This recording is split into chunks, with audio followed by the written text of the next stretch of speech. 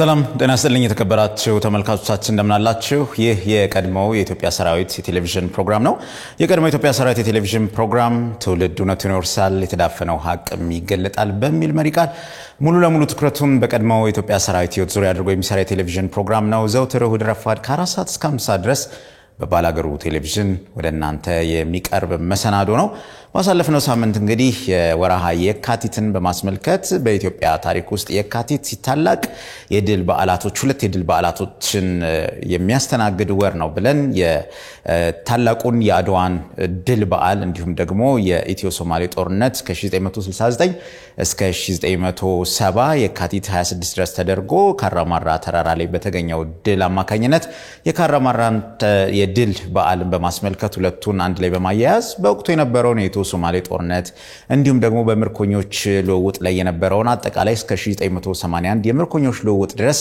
ወደ እናንተ ስናስቃኛችሁ ነበር በርካታ ተመልካቾቻችን እየደወላችሁ በፕሮግራሙ መደሰታችሁን ብዙ ታሪኮችን እንዳያችሁ ነግራችሁናል ከዛ ባሻገር ደግሞ በወቅቱ የነበራችሁም ቦታውን ታስታውሱትም በቦታው ላይ የነበራችሁ ወደ ኋላ መለስ ብላችሁ ብዙ ውስታዎች ውስጥ እንደገባችሁም ስትነግሩን ነበር እንዲሁም ደግሞ እኛ ካቀረብነው በላይ ደግሞ እኛ ጋር ያልደረሱና በወቅቱ ያይን ምስክሮች የነበሩ ያይን ማኞች ደግሞ ያዩትን ታሪኮችንም ይሄም ነበረ ብላችሁ ያቀረባችሁታል እነሱን እንግዲህ ወደፊት በዚሁ ተመሳሳይ ፕሮግራም ላይ ወደ እናንተ የምናደርስ ይሆናል በዚህኛው ሳምንት እንግዲህ በርግጥ ፕሮግራሙ ከተቀረጸ ቆይቷል በአንዳንድ የቴክኒክ ችግሮች ምክንያት ወደ እናንተ ማድረስ አልቻልንም ከወርሃ ጥር ላይ ጥር 20 በዚህ በጦር ኃይሎች በሚገኘው መኮንኖች ከበባዳራሽ አንድ የቀድሞ የኢትዮጵያ ሰራዊት አባላት በጋራ ስብስባቸውን ያከበሩበት ልዩ በዓል ነበረ የሐረር የሆለታ ጦር አካዳሚ ምሩቆች የነበሩት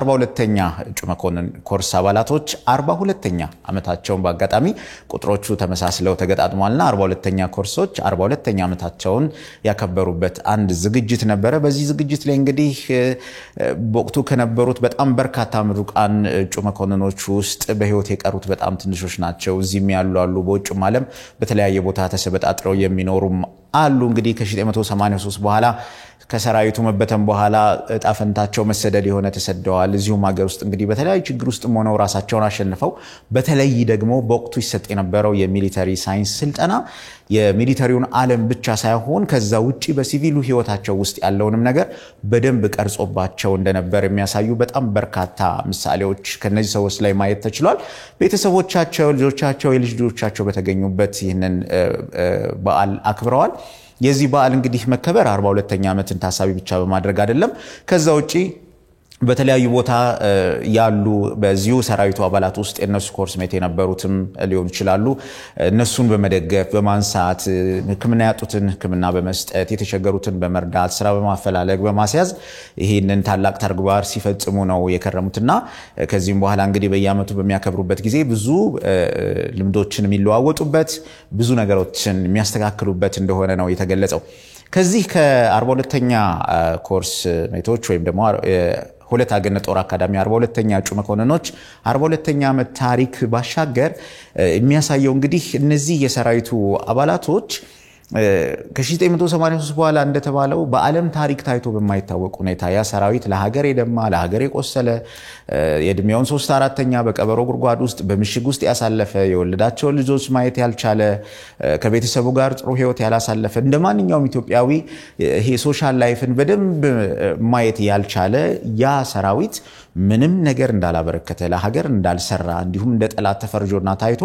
በርግጥ እንደ ጠላት ተፈርጆና ታይቶ የተበተነበት ትልቁ ሚስጥር በግልጽ እንደሚታወቀው ከፍርሃት የመነጨ እንደሆነ ይታወቃል ያ ሰራዊት ምን አይነት ሰራዊት እንደነበረ በውጊያ ብቻ አይደለም በስነ ምግባር በኢትዮጵያዊነት ከሁሉም በተሻለ ደግሞ የኢትዮጵያዊነት ፍቅሩ የኢትዮጵያዊነት ጽናቱ ለኢትዮጵያ ያለው ክብርና ራስን አሳልፎ መስጠት ምን ያህል የጠነከረና ከፍታው ይታወቅ ስለነበረ በየትኛውም ጊዜ የኃይል ተነስቶ ኢትዮጵያን ለመታደግ ያጠፋናል በሚል ሐሳብ እንዲጠፋ ለማድረግ የታሰበ ሴራ እንደነበረ ይታወቃል ምክንያቱም እንግዲህ በወቅቱ ወደ የሀገሪቱን ስልጣን የተቆጣጠረው ኃይል ኢትዮጵያን ለማስተዳደር ኢትዮጵያን ለማሳደግ የመጣ ኃይል እንዳልነበረ ተላልፎ የተሰጡ ድንበሮቻችን ወደባችን የተገነጠለችው ኤርትራን ማየት ይቻላልና ብዙ ነገሮች አተናል ከራስ ካሳስ ከራስ ዱማይራ የነበረን 1000 ኪሎ ሜትር የባህር በር አተናል ዛሬ የባህር ወደብኛ ጋር ቢሆን ኖሮ ኢትዮጵያ አሁን ያልካለችበት ደረጃ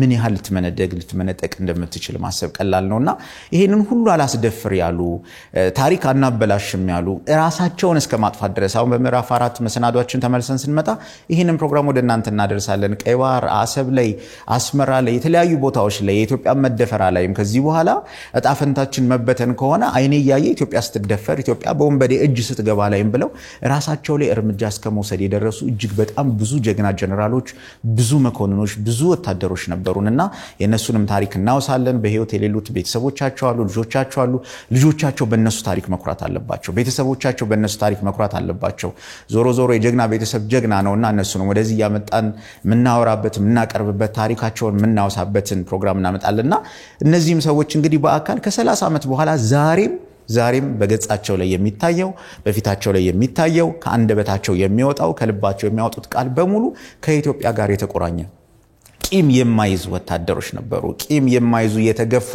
ለኢትዮጵያ በደሙ ራሳቸውን አዋርደው ጥለው ወታደር የሚለው ቃል ራሱ ከላያቸው ላይ አወርደው ጥለው ቤተሰባቸውን ልጆቻቸውን ሲያስተምሩ ሲያሳድጉ የነበሩ ናቸው እናውቃለን በተለያየ ቦታ ላይ እየተሸከሙ የቀን ስራ እየሰሩ ሽንት ቤት እየጠረጉ መንገድ ቱቦ እየጠረጉ ልጆቻቸው ለትልቅ ማዕረግ ያበቁ ብዙ ጀግና ወታደሮች አሉን ነበሩንምና ምናየው ነገር ይሄ ለወደፊቱም አሁን ከዚህ በኋላ ያለው የኢትዮጵያ መከላከያ ሰራዊትም ከነሱ በጣም ብዙ ነገሮችን መማር እንዳለበት እናስባለን አንድ ብቸኛ ዓላማ አድርጎ መንቀሳቀስ ያለበት ኢትዮጵያን ብቻ ምክንያቱም በወቅቱ ህዝባዊ ሰራዊት የሚባለው የነበረው ቃሉ በራሱ ትልቅ ትርጉም ነበረው ህዝባዊ ሰራዊት የህዝብ ሰራዊት ነው መከላከያም ፖሊሱም የተለያዩ ክፍሎችም ለህዝብን የሚታደጉ ሀገርን የሚታደጉ የህዝብ ሰራዊት ናቸው እንጂ የፓርቲ ሰራዊት የግለሰብ ሰራዊት ወይም አንድ ቡድን ጠባቂዎች አይደሉምና ከነሱ በጣም ብዙ መማር የሚገቡን ነገሮች ስላሉ አሁንም ያለው መከላከያ ይሄንን አጠንክሮ መቀጠል አለበት ታይቷል እንግዲህ አሁን በነበሩንም ጦርነቶች ከዛም በኋላ በመጣው ኢትዮጵያ መከላከያ ሰራዊት ምን ያህል ዋጋ የከፈለ እንደሆነ ምን ያህል ኢትዮጵያዊነት ስሜት እንዳለው በህዝቡና በመከላከያ መካከል ያለው ትልቅ ገደል እንዴት እየገጠመ እንደመጣና ህዝቡ ለመከላከያ ያለው አክብሮት ምን ያህል እንደጨመረ አይተናልና ያ ነገር አሁንም ሳይሸረሸር ሳይጓደል ሳይበጠስ እንደዛው እንደተጋመደ መቀጠል አለበት የሚል መልእክትም እዚሁ ግረ መንገዴን ማስተላለፍ ስለፈለኩ ነው 42ኛ እጩ መኮንኖች 42ኛ ዓመታቸውን ያከበሩበትን መሰናዶ ወደ እናንተ እናቀርብና ተመልሰን እንመጣለን ፕሮግራሙን በማዘጋጀትና ማቅረብ ከናንተ ጋር የምቆየው እኔ መሳይ አክሊሉ ነኝ ሰናይ ጊዜ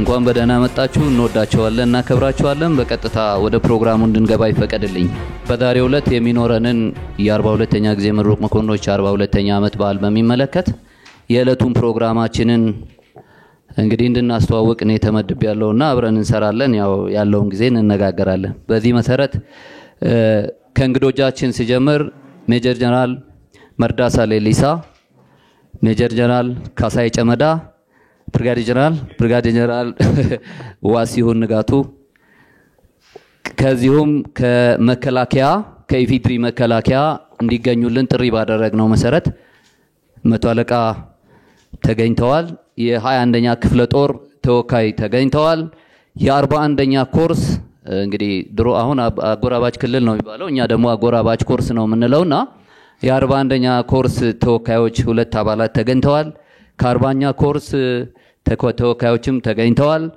እንደዚሁም ከኢትዮጵያ ጀግኖች ማህበር የጠራናቸው ካልተገኙ እንግዲህ እነዚህን ሁሉ ጥሪ ያደርገናል ሁላችሁም ጥሪያችንን አክብራችሁ ከዛ ውጪ ደግሞ እመወዳችሁ ጓደኞቼና የኮርስ ወንድሞቼ ሁላችንም ይችን ቀን እንድናይ እግዚአብሔር ፈቅዶ እዚህ ሰዓት ስላደረሰን ክብር ምስጋና ለሱ ይሁንና እንኳን ደህና መጣችሁ። በፕሮግራማችን መሰረት እኛ የ42ኛ ኮርስ ምሩቅ መኮንኖች ዛሬ በዚህ ቀንና ሰዓት ከዛሬ 42 ዓመት በፊት በነበረችው ኢትዮጵያ ዛሬ ሳይሆን ከዛሬ 42 ዓመት በፊት በነበረችው ኢትዮጵያ ፍቅርና አንድነት ፍጹም በሆነ ወንድማማችነት ይህንን የምረቃ ቀናችንን ለማክበር ከሁሉም የሀገራችን አካባቢዎች እንዲሁም ከመላው ዓለም ተጠራርተን ስናከብር ያሳለፍነውን ችግር፣ ፈተና፣ ውጣውረድ፣ መውደቅ፣ መነሳት አሳልፈን ይችን ቀን ለማየት በቅተናልና በእድሜና በጤና ጠብቆ ለዚህ ሰዓትና ጊዜ ላበቃን አምላክ ክብር ምስጋና ይግባው።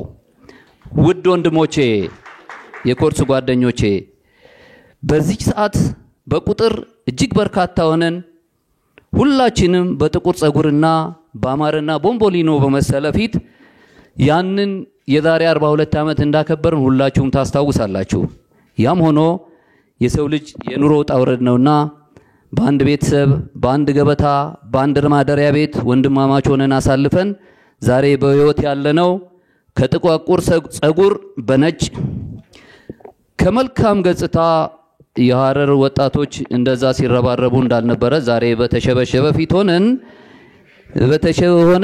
ሽማግሌዎች ሆነን ይህንን ቀን በዚህ ደረጃ እንድናከብር ኢትዮጵያችን የበለጠ እኛ ከዛሬ 42 ዓመት በፊት ከምናውቃት ኢትዮጵያ እንድትመለስልን እየጸለይን ዛሬ በ42ኛ ኮርስ የምረቃ መርከብ ሆነን ይህንን ሰዓት ከዚህ ጊዜ ጀምሮ በሚከተለው ፕሮግራም እናከብራለን።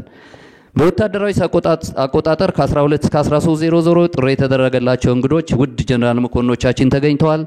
ከዚህ ቀጥሎ የእንኳን ደህና መጣችሁና የህሊና ጸሎት እናደርጋለን። የተከበረውና የተወደደው የማህበራችን ሊቀመንበር የሚያደርገው ንግግር ነው።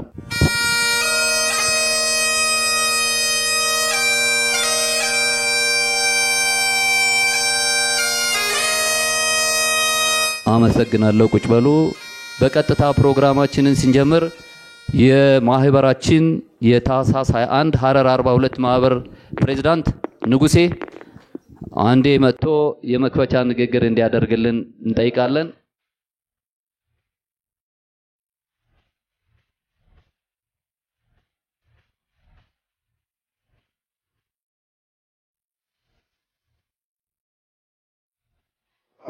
በመጀመሪያ ደረጃ ለመናገር ፈልገው ነገር ቢኖር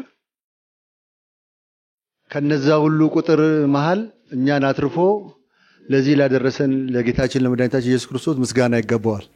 ክቡራን ጀነራል መኮንኖች፣ የመከላከያ ተወካይ፣ ክቡራን ወንድሞቼና እህቶቼ እና ልጆቻችን እኔ ዛሬ ብዙ ምለው ነገር የለም። ምክንያቱም ብዙ በተናገርኩ ቁጥር ምን ይመጣል? እንባዬ ነው የሚመጣው። ምክንያቱም ጥያቸው የመጣው ጓደኞቼ አሉ። ያንን ተመርኩዘን ግን እናንተ በመታደርጉልኝ ድጋፍና መረዳዳት ዛሬ 42ኛ ኮርስ እንደዚህ በተነፋፈቀ መልኩ ሊገናኝ የቻለበት ነጥብ እናንተ ሁላችሁም ባደረጋችሁልን ድጋፍ በመሆኑ እናንተን ለማመስገን ይፈቀድልኝ። ውድ ወንድሞቼ ይሄን ድርና ማህበራችንን ለማቋቋም እያንዳንዳችሁ ማገርና ወጋገር አምጥታችኋል። በመሆኑም ነው ይሄ 42ኛ ኮርስ ማህበሩ ቆሞ እዚህ ደረጃ ሊደርስ የቻለው። አሁንም ወደፊትም የምለው ነገር ቢኖር ሳንለያይ ምንረዳውን ረድተን ምንደግፈውን ደግፈን ምናስተምረውን አስተምረን አጠገባችን የሌሉ ጓደኞቻችን ልጆች እና ቤተሰብ ለመንከባከብ ቃል እንድትገቡልኝ ነው። ምክንያቱም እኛ ከቆምንና እግዚአብሔር እድሜውን ከሰጠን የሰጠንን እድሜ ለበጎ ነገር እንድናውለው ነው የምፈልገው። ለዚህም ደግሞ እያደረግን ያለነው ተግባራዊ ነገሮች መልካሞች ናቸው፣ ግን ተጠናክሮ መቀጠል መቻል አለባቸው። ቀጣዩ ጊዜያችን ከዚህ 42ኛ በዓል በኋላ ለልጆቻችንን 42ኛን ዱላ እናቀብልበትን መንገድ ማዘጋጀት መቻል አለብን። ምክንያቱም ካጠገቦቻችን ብዙ ጓደኞቻችን እያለፉ እየሄዱ ነው። ጥለነው እንዳንሄድ የለፋንበትን ይህንን ህብረትና ፍቅር፣ ይህንን ህብረትና መዋደድ፣ ይህንን ህብረትና መደጋገፍ የትም ቦታ እንዳንጥለው አደራ ለማለት ፈልጋለሁ። ለዚህም ሁላችንም በህሊናችን ውስጥ ማሰብ ያለብን ቀጣዩን ዱላ ለማን ነው የምናቀበለው የሚለው ለልጆቻችን ስለሆነ ልጆቻችን እንዴት እናሰባስባለን የሚለው ነገር ላይ እንድናተኩር ጠይቃለሁ። ስለመጣችሁ አመሰግናለሁ። በተለይ የኮርሱን ሙሉ ሆኖ እንደዚህ ባሸበረቀ ሁኔታ በዓሉን እንዲያከብር ላደረጋችሁ ወንድሞቼ ከውጭም ያላችሁ እዚህ ውስጥም ያላችሁ ወንድሞቼ ምስጋና ለእናንተ ይድረስ። አመስግኑልኝ። ሳይሰለቹ እኔ እየተቆጣኋቸው እኔ ያበሳጨኋቸው እኔን ችለውኝ ኮርሱ እንዲቀጥል ላደረጉትና አሁንም ፊታችሁ ቆሞ እያስተናገዱ ላሉ ለኮሚቴ አባሎች አመስግኑልኝ። በመጨረሻ ራሳችሁ እንድታመሰግኑ ፈልጋለሁ። በፍቅር መታችሁ ውጪ ባየው ጊዜ እንባዬ ነው የመጣው። ለምን ስትቃቀፉ ስትሳሳሙ የድሮ ትዝታችሁን ስታወሩ እንዴት እንደሚያምር ምናልባት ፊልሙ ስለተቀረጸ ታዩታላችሁ። ስለመጣችሁ አመሰግናለሁ። መልካም የበዓል ጊዜ እንዲሆን እመኛለሁ። እግዚአብሔር ያክብራችሁ። ንጉሴን በሁላችሁ ስም ከልብ አመሰግናለሁ። በፕሮግራማችን ቅደም ተከተል መሰረት ጊዜ እንዲበቃን ስለምንፈልግ ቶሎ ወደ ምሳ እንሄዳለን። በፕሮግራሙ መሪዎች አማካኝነት ምሳችንን እንቀምስና የወዳችንን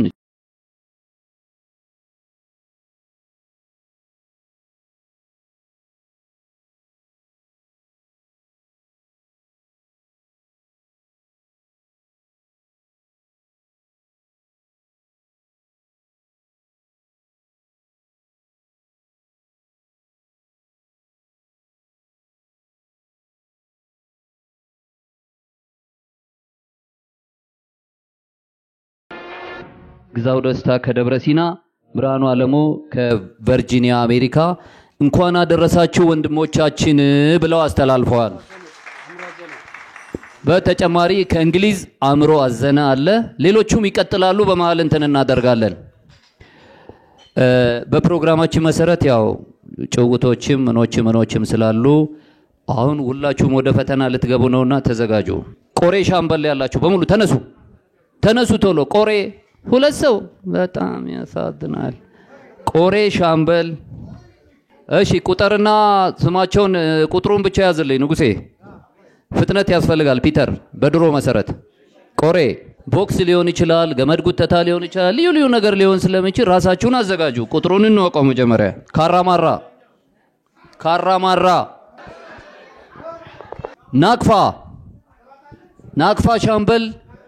ናቅፋ ሻምበል የነበራችሁ ሌሎቻችሁ ቁጭ በሉ። ናቅፋ ከረን እኔንም ይጨምራል።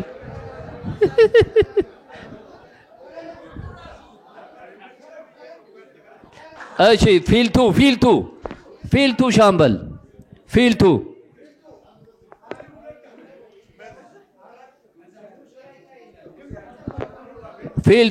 ባሬንቱ አጨብጭቡ።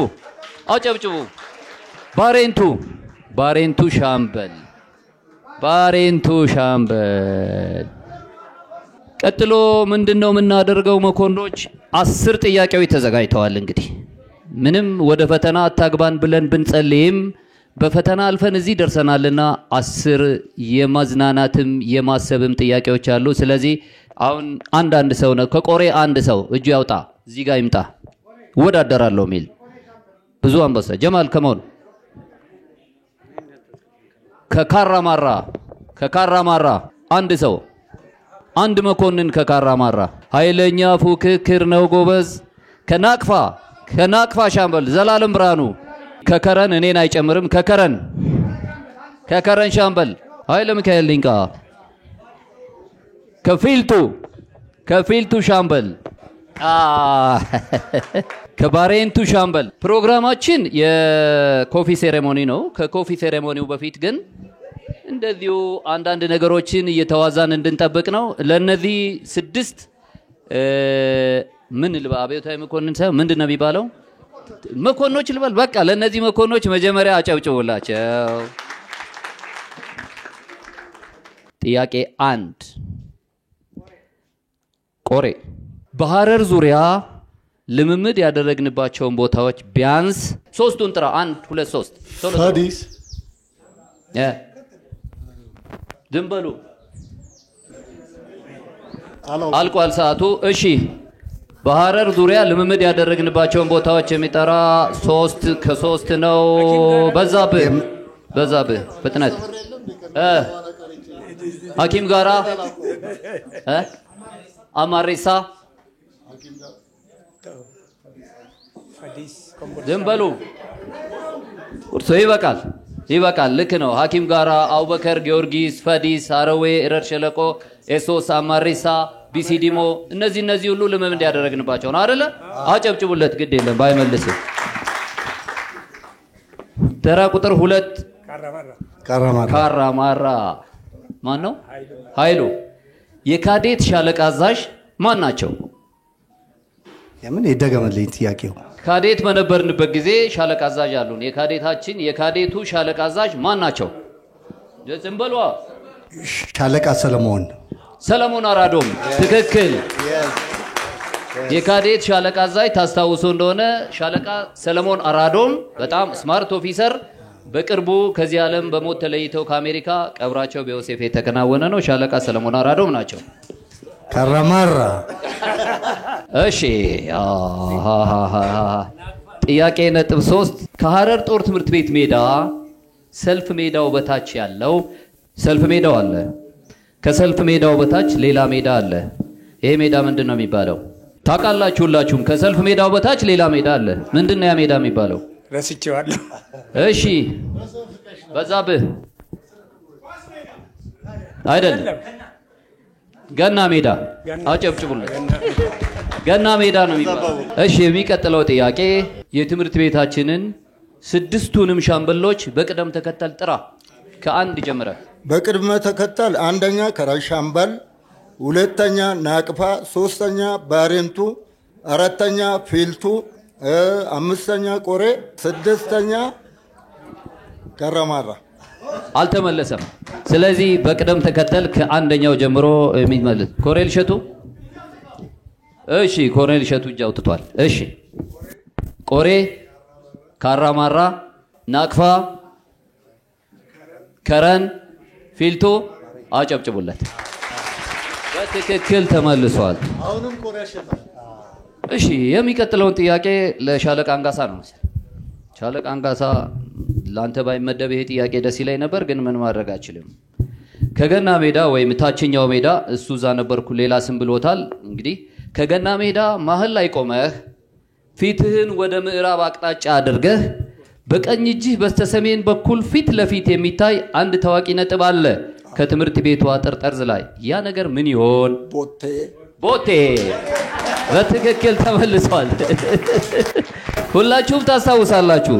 ከገና ሜዳ ፊት ለፊት ያለው ቦቴ ነው። ብዙዎቻችሁ እና በራ መዝሙር በሚዘምሩበት ሰዓት የሙዚቃው ድምፅ ትምህርት ቤቱ በር ድረስ ይመጣ ነበር። ስለዚህ አንጋሳ ለምን እንደመለሰው ግን አልገባኝም። ና ዳንስ ይችል ነበር ማለት ነው። አንድ ጥያቄ ልንጠይቅ ነው። አሹ አልመርጥም፣ ጥያቄ አልመርጥም። በአፍሪካ ውስጥ ረጅም ዓመታት በስልጣን የቆዩ 3 መሪዎች አሉ። ሁለቱ በህይወት የሉም። አንዱ እዚሁ ሀገር ውስጥ ነው ያለው። ስለዚህ እነዚህ መሪዎች እነማን ናቸው? አንዱ እዚህ ሀገር ነው ያለው። አንዱ እዚሁ ሀገር ነው ያለው። ሻለቃ አስማረ ለምን ደነገጥክ? ስለምታውቀው ነው። ኦባሳንጆ። እሺ አንድ ይቀበላል። ሁለቱ ውጪ ናቸው፣ አንዱ እዚህ ነው ያለው። ተደብቆም ሊሆን ይችላል። ምክንያቱም ይሄ በጣም አመራማሪ ጥያቄ ስለሆነ ነው። እሺ ጥያቄውን የሚመልሳለን። በአፍሪካ ውስጥ ረጅም የአገዛዝ ዘመን የቆዩ 3 መሪዎች አሉ። ታውቋቸዋላችሁ እኮ እናንተ። ስለዚህ 3 ናቸው፣ አንዱ ግን እዚሁ ነው ያለው። ስለዚህ እስቲ እሸቱ ከወላይታ ጆስ ኔሬሬ ኬኔስ ካውንዳ ይሁንልሽ። ቁጭ በል። ሶስተኛውስ እዚህ ሀገር ያለው? እሺ ቁጭ በስልጣን ላይ ቁጭ በል። ሌላ እሺ ንጉሴ ፒተር አንደኛ። ንጉሴ ታደሰ የድሩ ሊቀመንበር ነው። አጨብጭቡለት። ከአፍሪካ መሪዎች 3ቱ 2ቱ ሙጋቤም አለ ሌላም አለ እንዳላችሁት። ሶስተኛው ረጅም ይሄንን ማህበር በሊቀመንበርነት የመራው ንጉሴ ታደሰ ነው እና አጨብጭቡለት። በቅርቡ 25ኛ ዓመቱን ያከብርና ከዛ በኋላ ደግሞ እንደገና ወደሚቀጥለው የብር ኢዮቤልዩ ይሄዳል። እናመሰግናለን። አሸናፊ በዚህ ላይ አንድ ጥያቄ ልጨምርልህ። እንግዲህ ከአዲስ አበባ ወደ ድሬዳዋ ለመሄድ የተነሳ አውሮፕላን ይላል ሲሄድ 90 ደቂቃ ፈጀበት ብቻ፣ ለመመለስ ግን 1 ሰዓት ተኩል ፈጅቶበታል። ለምን ይሆን? እኩል ነው። 90 ደቂቃና 1 ሰዓት ተኩል እኩል ነው። ስለዚህ ጥያቄውን በትክክል ስለመለሰ ለአሸናፊ ተሰባ። በዚህ አጋጣሚ ለሁላችሁም አንዳንድ ጥያቄ ተሰጥቶ ሁላችሁም ስለመለሳችሁ ሽልማቱ ለሁላችሁም ሞቅ ያለ ጭብጨባ ነው። ወደ ይህ ዕለት በጣም የተለየ በመሆኑ በመሃል የምናስገባቸው ፕሮግራሞች አሉ። ቡና እየጠጣን ከተጋባዥ እንግዶቻችን ለ3 ደቂቃ እንሰጣለን። ከጀነራል ካሳዬ ነው የምጀምረው።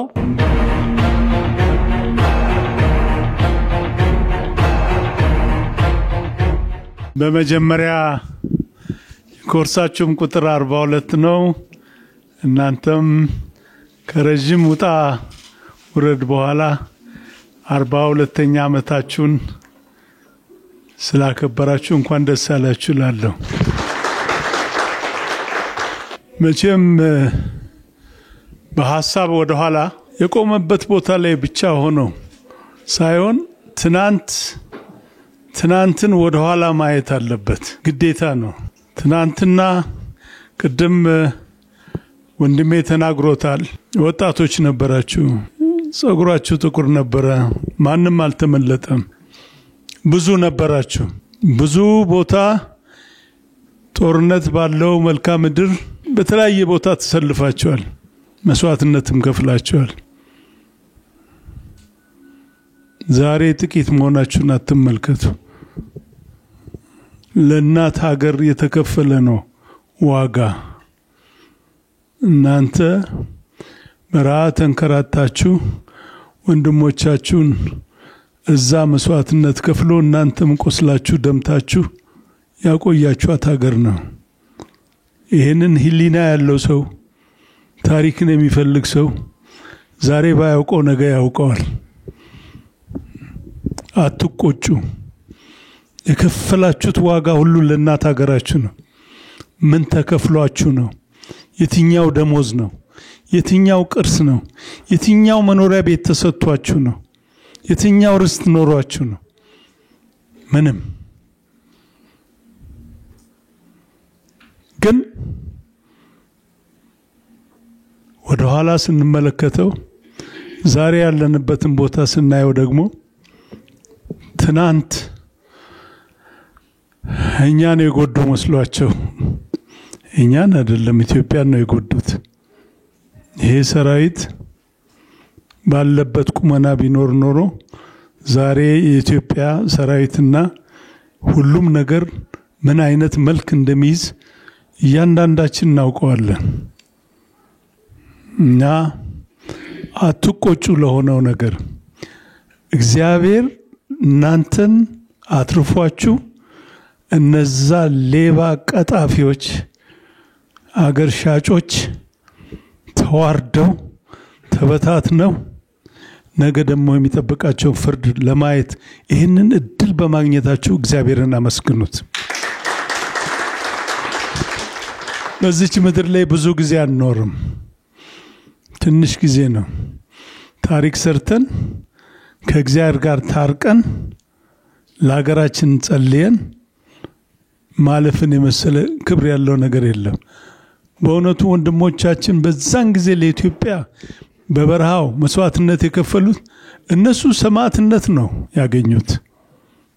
ምንም 5 ሳንቲም አልጠራጠርም። ለኢትዮጵያ የሞቱ ልጆች በሙሉ ሰማዕትነትን ነው ያገኙት። እንደው እናንተም ዛሬ ባላችሁበት ቦታ የሚቆጫችሁ ምንም ነገር የለም። ሰርታችኋል። ሌባ የሚላችሁ ግን የለም። ቀጣፊ የሚላችሁ ግን የለም። ትናንት ያሾፉብንም ዛሬ እኛን ማድነቅ የጀመሩ ብዙ ሰው አለ። አሁንም በዋላችሁበት ቦታ በግልም በምሰሩበት ቦታም በጎረቤትም ቢሆን ለወጣቶች ንገሯቸው። እርግጥ ዛሬ መጻፍ ለመጻፍ ብዙ አስቸጋሪ ነገር ነው የወረቀቱም የምኑም ግን የምትችሉትን ያህል ጫር አድርጋችሁ ተውት። ልጆቻችሁ ወይም የልጅ ልጆቻችሁ የሚጽፉበትም ነገር ይኖራል። አስተማሪነቱ መቀጠል አለበት። እኔ ዛሬ በእውነት ደስ ነው ያለኝ። ይሄን ዓለም መገኘታችሁ ትልቅ ነገር ነው። አስባችሁ ይሄን መድረክ ፈጥራችሁ መታየትም ራሱ ትልቅ ነገር ነው። በርቱ። መጪው ጊዜ ለኢትዮጵያ ጥሩ ከሆነ ኢትዮጵያ ደግሞ ዋጋችሁን የምትከፍልበት ቀን ምናለ ካሳ ይበሉኝ ሩቅ አይደለም። ይሄ ሰራዊት ዋጋውን የሚከፍለው መንግስት አንድ ቀን ሊመጣ ይመጣል ወይ ይሄ ራሱን አስተካክሎ ሊያረግ ይችላል። ካላረገ ደግሞ ታሪክን የሚያውቅ ለኢትዮጵያ የደሙና መከራዩትን ሰዎች የሚዘክርና ዋጋ የሚከፍል መንግስት ይመጣል። እግዚአብሔር ለዛ ቀን ያብቃን።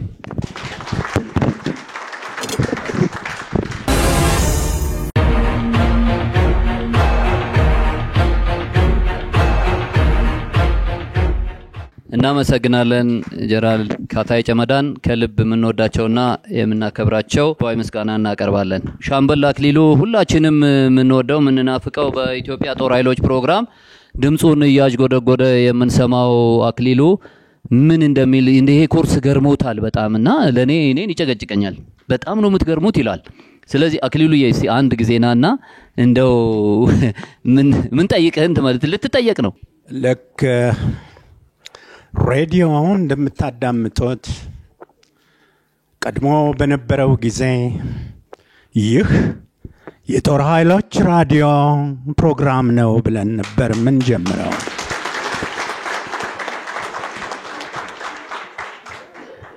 በጦር ኃይሎች ራዲዮ ፕሮግራም እጅግ ብዙ ትዝታ ያለን እኔም ራሴ ከ40 ዓመት በላይ የልጅነት ጊዜን ጀምሬ እዚህ እስከደርስ ድረስ ሰራዊቱን ባለበት ስፍራ በበረሃማው ቦታ በምሽጎ በየክፍላተ ሀገሩ እንደ ዛሬ ክልል ሳይባል ያንዳንዳችሁን ምን ትሰሩ እንደነበረ በደረቅ ኮቸሮ ጥርሳችሁ ተሰብሮ ባየኋችሁ ጊዜ ሕይወት እንዲያነችና ዛሬ ድል አግኝቼ በእናንተ ፊት መቆሜ ሳይሆን የእናንተን የዓመታት ታሪኮችና የውጊያ ብቃት በዲስፕሊን መታነጽና በሕይወት ዙሪያ ለራሳችሁ ሳይሆን ለሰው መኖራችሁን ልናበስር ድል አግኝተን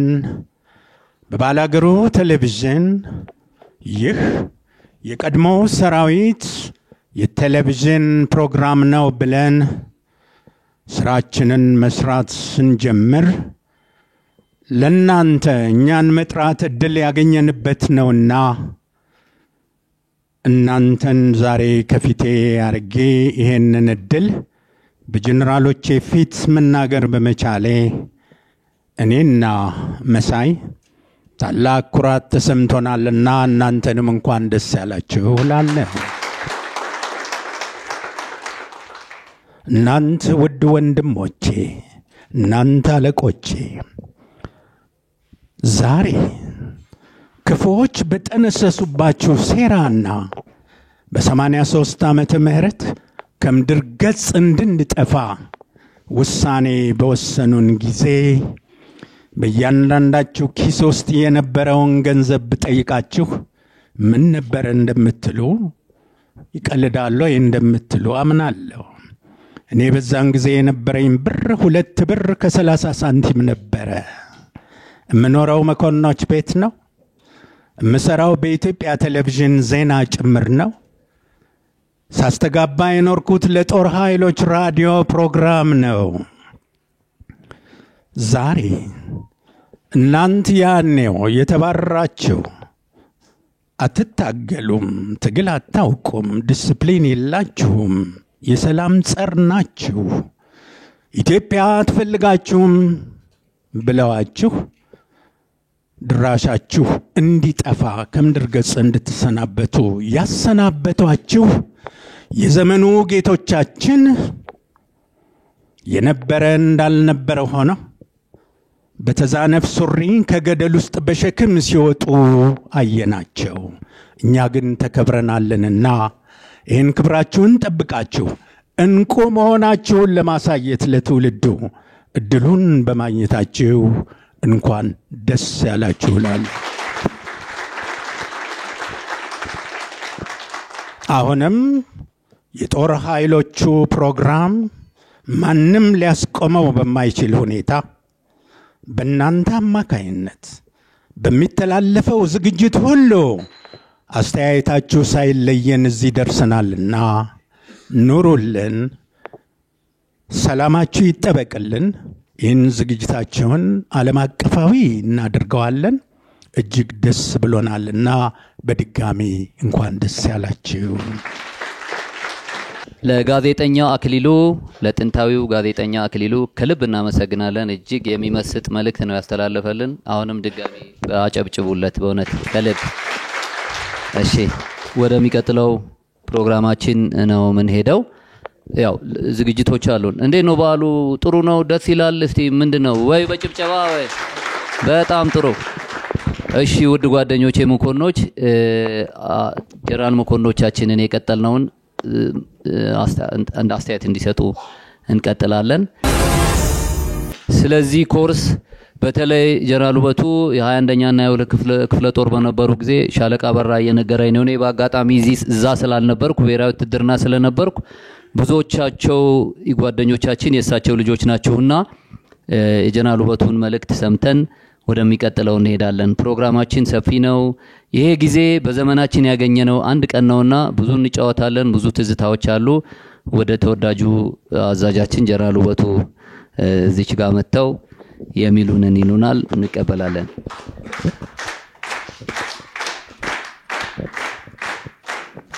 ውድ 42ኛ መኮንኖች ማህበር ጥሪ የተደረገላችሁ ጀነራል መኮንኖች፣ መስመር መኮንኖች ብትኖሩ፣ ከፍተኛ መኮንኖች፣ እኔ ዛሬ እዚህ የመጣሁት የውጊያ ትእዛዝ ለመስጠት አይደለም። ብዙዎቻችሁ እኔ ስታዩኝ ትላንትና ስታዩኝ የምመጣው ለሌላ ጉዳይ አይደለም። በመንግስት ደረጃ የተሰጠኝን ጉዳይ ለመፈጸም ነው። ምንድነው ጉዳዩ? ኢትዮጵያን አንድ ማድረግ ነው። ትላንት ከአድዋ የተረከምነውን ውጤት ማዳበር የኛ ፈንታ ነው። ያንን የአድዋ ውጤት እያየን እኛ ደግሞ ዝም ብለን መጥፎ ታሪክ ሰርተን መሄድ አንፈልግም። ሁልጊዜ የአድዋ ትግል ከኢትዮጵያ ሰንደቅ ዓላማ ጋር ተዳምሮ ከፊታችን እየቆመ ዓለምንም ክርክር ሙግት ያለችን ህይወት መስጠት ብቻ ነው፣ ሌላ ነገር አይደለም። ህይወታችን በመስጠት አካለ ጎዶሎ በመሆን ዛሬ የምታዩትን የኢትዮጵያ አንድነት የጠበቀ ሰራዊት ነው የነበረው። ዛሬ ያለው ሰራዊት አንድ ታላቅ ሰው በአንድ ስብሰባ ላይ ተገናኝተን ስንስተዋወቅ እናንተ እኮ ይሄንን መድረክ ባታመቻችሉን ኖሮ ዛሬ ከፊት ለፊታችን ያሉትን ወያኔም ሌሎችንም ቢሆን መምታት አንችልም። ስለዚህ አንድ ቤት ማገር ከመስራቱ በፊት መሰረት ነው። መሰረቱን የጣላችሁት ናችሁና እንኳን ደስ አላችሁ ነው ያሉን። እኔ በእውነት በጣም ነው የተማረኩት። የዚህን ያለ እውቀት አለን ወይ ነው? ኦፍ ኮርስ አውቃለሁኝ፣ እውቅና አለው ነው አውቃለሁ። ግን እንዲህ አይነት ስሜት ለካ በሌሎችም ሰው አለ ቢሆን ሞራል ነው የተሰማኝ። ከዚህ ቀጥሎ ጨዋታም አለ፣ ሌላም ፕሮግራም ስላለ የኔ ንግግር በሁለት ፖይንት ብቻ እንዲሆን ወስኛለሁ። ሁላችንም አመራር ወይም ሊደርሺፕ ዴፊኒሽን ወይም ትርጉም ሁላችን እናውቀዋለን። 42ኛ ኮርስ ምሩቅ መኮንኖች ኢትዮጵያ በብዙ አቅጣጫ ከኢምፔሪያሊዝም ዓላማ ጋር ለመቀራመት በብዙ አቅጣጫ በተሰለፉበት ጊዜ ያንን አስተላለፍና ያንን ግዳጅ ለማኮላሸት በለጋው እድሜያቸው በ18 ዓመት ሲበዛ ተሰልፈው ከፍተኛ ውጤት ማምጣታቸውን ሁላችንም እናውቃለን። እነዛ እናንተ ያስገኛችሁባቸውን ውጤቶች ግን ማንም እስካሁን ሲጠቅስ አልሰማሁም። እሱን ጠቅሰዋለሁ። ሊደርሺፕ ነው ብያለሁ። ለመሆኑ እናንተ 21ኛ ክፍለ ጦርና 22ኛ ክፍለ ጦር ስትረከቡ የበታሹም ነበራችሁ? የመቶ መሪ ነበራችሁ? የሻምበል አዛዥ ነበራችሁ? የሻለቃ አዛዥ ነበራችሁ? መልሶ አልነበራችሁም አይደለም? አልነበራችሁም። የበታሹም ወሳኝ ነው አልነበረም።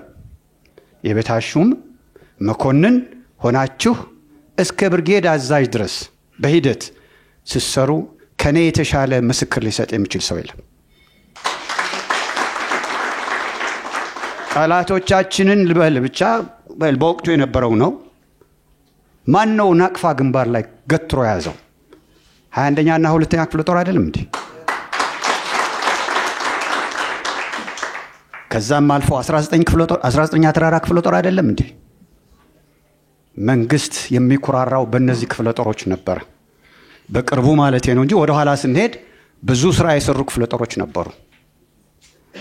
ስለዚህ እናንተ በዛ በለጋው እድሜያችሁ ከ1973 ዓመተ ምህረት እስከ 83 ዓመተ ምህረት 10 ዓመት ዓለምንም ፈቃድ ሚስቶቻችሁን ልጆቻችሁን ሳታዩ ለኢትዮጵያና ለሰንደቅ ዓላማው ስትሉ የድሮ ታሪክን ላለመበላሸት ዓለምንም ጥያቄና ዓለምንም አቤቱታ በየሸንተረሩ በየሸለቆ ደማችሁን ስታዘሩ ባይኔ ተመልክቻለሁ። ግን በርግጥ አልቅሻለሁ። የፍርሃት ለቅሶ አይደለም ያለቀስኩት። ምን ነው እኔ የነዚህ ሰዎች ኃላፊ ሆኜ ለምን ተበደብኩ ያልኩበት ጊዜ አለ። ግን በመጨረሻ የሚያስታርቀው ምንድነው? ሂደቱ ለኢትዮጵያ አንድነት ስለሆነ በዛ ተጽናንቼ እንባዬን አብሻለሁ። እንግዲህ አመራር በሚለው ብቻችሁን ከጦር ትምህርት ቤት እንደወጣችሁ የሻለቃም አዛዥ፣ ሻምበል አዛዥ፣ የመቶ መሪ፣ አንዳንድ ጊዜ መጓድ መሪ ትሄዳላችሁ ቅኝት። ይህንን አድራጎት ፈጽማችኋል። ለመሆኑ ይሄ አይነት ኦርጋናይዜሽን በዓለም ላይ አለ? አይ ዶንት ቲንክ ያለ አይመስልኝም። ሁሉም በስትራክቸሩ መሰረት የጓድ መሪ፣ የመቶ መሪ፣ የሻምበል አዛዥ፣ የሻለቃ አዛዥ እያለ እርከኑ እስከ መጨረሻው ድረስ ይሄዳል። እኛ ግን በወቅቱ የነበረን 30,000 ሰራዊት ነበረ። ያንን ቁጥር በማየት ነው ሶማሊያ የውስጥም ጠላቶቻችን ያንን ማጥቃት የሰነዘሩት። ግን አንድ ነገር ያልተገነዘቡት አለ። ለአንድ ጦርነት ኮምባት ኢፌክቲቭ ዩኒት ወይም ደግሞ የውጊያ ብቁ ለመሆን ሞራል ያስፈልጋል። ያ ሞራል ነበረ እናንተ ማታዩት ስውር የሆነ በሰውነታችሁ ላይ የነበረው። ያ ነበረ ቀጥ አርገን በናቅፋም ይሁን ቅድም አንዳንድ ካምፔኞችን በጥያቄ መልስ ስትናገሩ ሰምቻለሁ። ለምሳሌ ከረን፣ ባረንቱ፣ ናቅፋ ስማቸው እንዲህ የሚጠራ አይደለም። አንዳንድ እህቶቼ ሌሎች የነዚህን ቦታዎች ዝና ወይም ሁኔታ ላታውቁ ትችላላችሁ። እነሱን ለመከላከል ብዙ ሰዎች አካለ ጎደሎ ሆነዋል። ብዙ ሰዎች ህይወታቸው በየሸለቆ ያለ ቀባሪ አሸዋ በልቷቸዋል። ለማንም አይደለም አሸዋ የበላቸው ለኢትዮጵያ አንድነት ነው። ማንም ቢሆን ከኛ በኋላ የተተካው ቢኖር ዓለምንም ቅድመ ሁኔታ እኛ በመጥፎኛ ብናዘጋጀው የትም ቦታ መነቃነቅ አይችሉም። እንዳለ ክሬሙን ይዘን ጠላቶቻችን መጀመሪያ የኢምፔሪያሊዝም ጦርነት አካሃጅ ስለነበሩ ቤት ፈላጊዎች ስለሆኑ ገንዘብ ፈላጊዎች ስለሆኑ በዛ መሰረት የተቀረጸ ሰውነታቸው ስለነበር ይሄንን ሰራዊት ከፍተኛ ልምድ ያገኘ ማንኛውም ዶክትሪን የሚቀመረው በጦር ሜዳ በተገኘው ልምድ ነው። የትም ቦታ ዘግኖ የመጣ መጽሔት የለም፣ የትምህርት መጽሔት የለም። ሁሉም በጦር ሜዳ በተደረገው ነው ማንኛውም ዓለም የሚያደርገው። ስለዚህ እኔ ወንድሞቼ ልንገራችሁ፣ እኔ በአሁኑ ሰዓት ሽማግሌ ነኝ። ይሄ ግን ሽማግሌ አይደለም። ምራ ብትሉኝ እመራለሁ፣ እናገራለሁ። አሁንም ወንድሞቼ ባልተገረዘ አንደበታቸው የኛን ውጤት አስተዋጽኦ ሲያቆሽሹ መታያቸው ሁለት ነገር ነው። አንድ ባለማወቅ ነው፣ ሁለት የራሳቸውን ጥቅም ለማራመድ ነው እንጂ እኛ ያንን ደም ባንከፍል። ማን ነው በ10 ዓመት ሚስቱን ያየ ልጁን የሳመ ነበር እንዴ? ግን በአንጻሩ እዚህ ተቀምጠው የኛን ትግል የሚያንኳሽሹት ግን ቤት አላቸው፣ ንብረት አላቸው፣ ልጆቻቸውን በጥሩ ትምህርት ቤት አስተምረው ዶክተር፣ ኢንጂነር ሁሉ አድርገዋል። የኛ ግን በኪነ ጥበቡ ዶክተርም ኢንጂነርም ይሆኑ፣ አብዛኛውን ግን አላባት የተቀመጠ ቤተሰብ ምን ጊዜም ሊራመድ አይችልም። እና እኔ እምነግራችሁ እድሜ ምንድነው የሚሉት በውጭ ሀገር ኤጅ ኢዝ ናምበር ይላሉ። እድሜ ቁጥር ነው። ይሄ ብቻ ነው ሊመራ የሚችል እድሜ ቁጥር። ይሄን ያህል እድሜ ነው ይሄናል። እኔ 82 ነኝ። ስቲል አሁንም ሞራል አለኝ። ምናልባት ተራራ ላልወጣ እችላለሁ። ያም የተፈጥሮ ነው። አቅም ላይኖረኝ ይችላል። ግን ባገሬ ለሚመጣ ነገር ጥሩ ኤክስፒሪየንስ አለኝ። ሁላችሁም ታውቃላችሁ። በ15 ዓመት በሰሜን ሌላውን በደቡብ ተዋግቻለሁ። ለመምጻደቅ አይደለም፣ ግዳጄ ነው። መለየውን ስደፋ ይሄው ነው። ሌላ አስተርጓሚ አልፈልግም፣ ቀስቃሽ አልፈልግም። በዚህ መንፈስ ነው እንዲያድርገን የያዝነውን የውስጥ ጠላቶቻችን የውጭ ጠላቶቻችን ይሄንን ሰራዊት ካልደመሰስን በስተቀረ የምንፈልገውን ዓላማ ማራመድ አንችልም።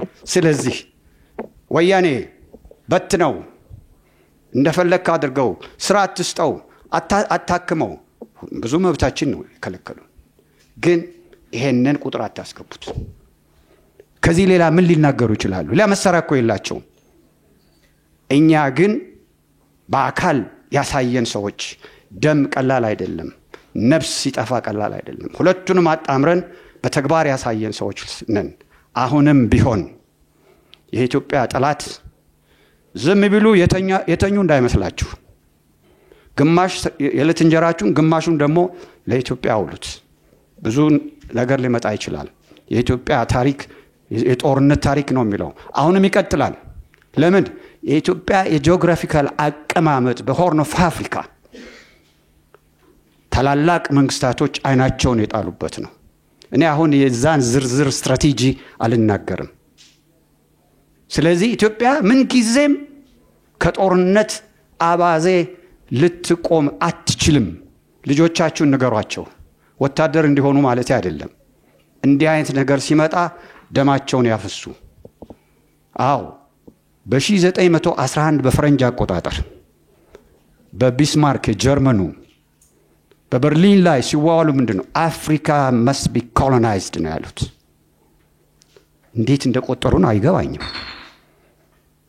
ምን እኛንን እንደ ኮሎናይዝድ ምን ሆነው አይደለም።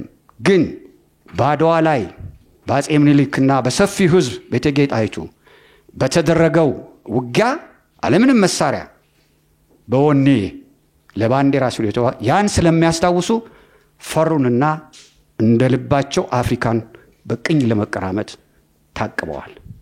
እንግዲህ ይሄ ወኔ እዚህ ደም ውስጥ አለ። በምንድነው በስትሪንጅ ዘግነው ሊያወጡት አይችሉም። ስለዚህ ኖ ኤክስኪውዝ የለውም።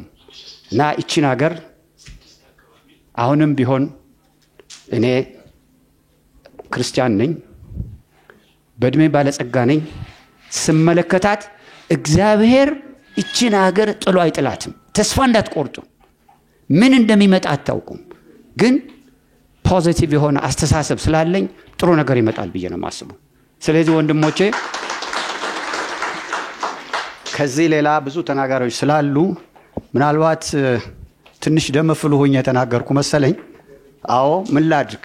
በጫንቃዬ የተሸከምኩት በልጅነቴ ጀምሮ ይሄ አንድነት የኢትዮጵያ አንድነት ከናንተ ወንድሞቼ ጋራ ዛሬ ምግብ በልቼ ነገ ስትደፉ በጦር ሜዳ እያየሁ ያ ከሰውነቴ አሁንም አልወጣም። ስለዚህ እግዚአብሔር ይጠብቃችሁ። እናንተ ያለፉት ሰዎች አምባሳደሮች ናችሁ። በእኔ ይሁንባችሁ፣ ኩሩ፣ ደረታችሁን ንፉ፣ ብላችሁ ሂዱ። ምንድነው ይሄን የሚያሰኛችሁ? የሰራችሁት አስተዋጽኦ ነው። ስለዚህ 42ኛ መኮንኖች አሶሲዬሽን ወይም ማህበሩ እንደዚህ ብሎ የተቋቋመ አይደለም፣ ዝም ብሎ አይደለም። ታሪክ ሊጻፍ ይገባዋል። ደካሞችን ሊረዳ ይገባል። ይሄን ዳታ ሊሰጡ የሚችሉትን ባለሀብቶች ሄዶ በር ማንኳኳት ያስፈልጋል።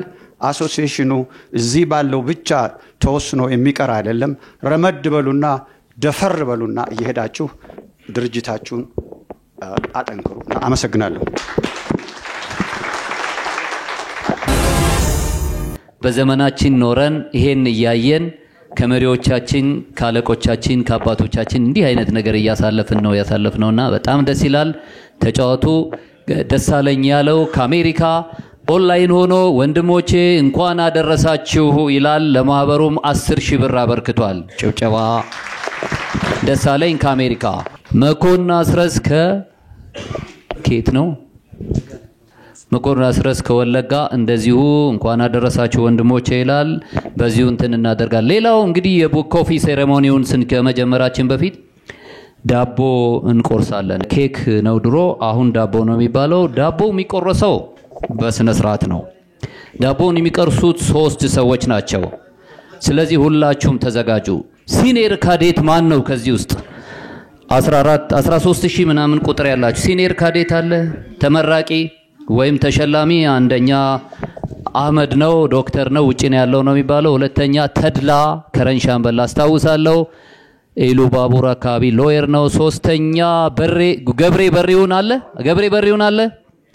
እስከዚህ ድረስ ያሉትን አላቅም። እንግዲህ ሲኒየር ነኝ የምትሉ እስቲ እዚህ መምጣት አለባችሁ። አሁን በማዕረግ አይደለም፣ ካዴት በምንመረቅበት ጊዜ ሲኒየር ካዴት ማን ነው? እስቲ አሸናፊ አንጋሳ የሚመስለኝ። አንጋሳ ቁጥር ስንት ነው? አንጋሳ 13,492 ያንጋሳ ሲኒየር አለ። አሸናፊ ስንት?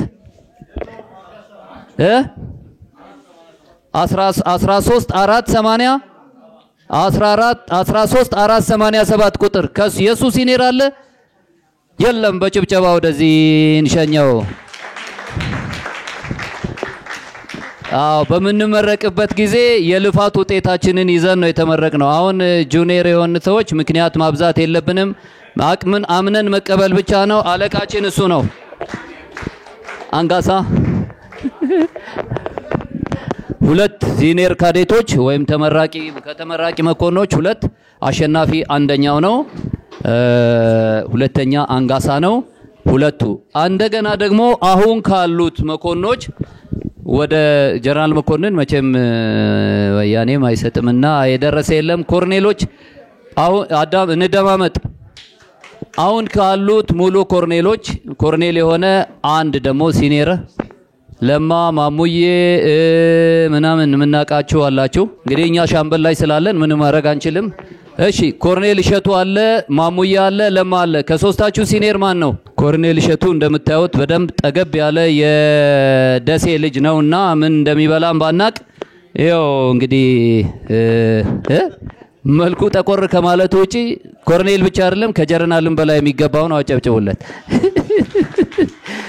እሺ 2 ዋናውና የማህበራችን ንስሐ አባት ሊቀመንበር ንጉሴ ማህል ይገባና አብረው ይቆርሳሉ። ይምጣልን አብዱላይ። እውነት ነው አብዱላይ እንደዚህ እንደምታዩት አይደለም፣ ስፖርተኛ የነበረ ልጅ ነው ከባሌ ጎባ። አብዱላይ